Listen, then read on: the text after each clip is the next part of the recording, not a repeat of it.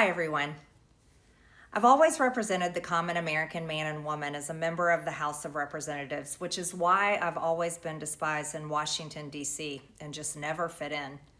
Americans are used by the political industrial complex of both political parties, election cycle after election cycle, in order to elect whichever side can convince Americans to hate the other side more.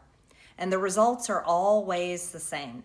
No matter which way the political pendulum swings, Republican or Democrat, nothing ever gets better for the common American man or woman. During the longest shutdown in our nation's history, I raged against my own speaker and my own party for refusing to proactively work diligently to pass a plan to save Americans' health care and protect Americans from outrageous, overpriced, and unaffordable health insurance policies. The House should have been in session working every day to fix this disaster, but instead America was force-fed disgusting political drama once again from both sides of the aisle on television every single day. I have fought harder than almost any other elected Republican to elect Donald Trump and Republicans to power. I traveled the country for years. I spent millions of my own money. I missed precious time with my family that I can never get back.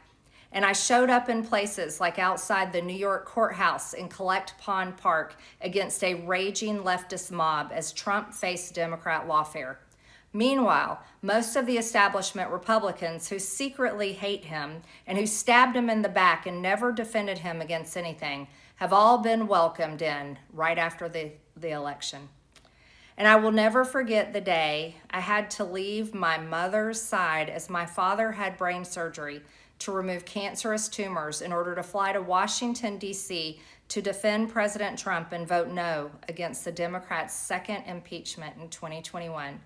My poor father and my poor mother, it was way too much for all of us.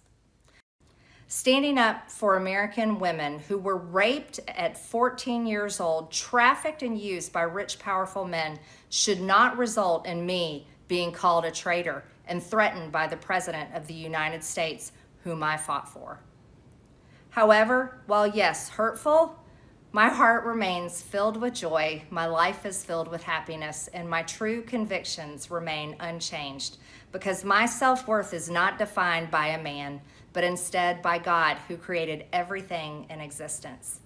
You see, I have never valued power, titles, or attention, in spite of all the wrong assumptions about me.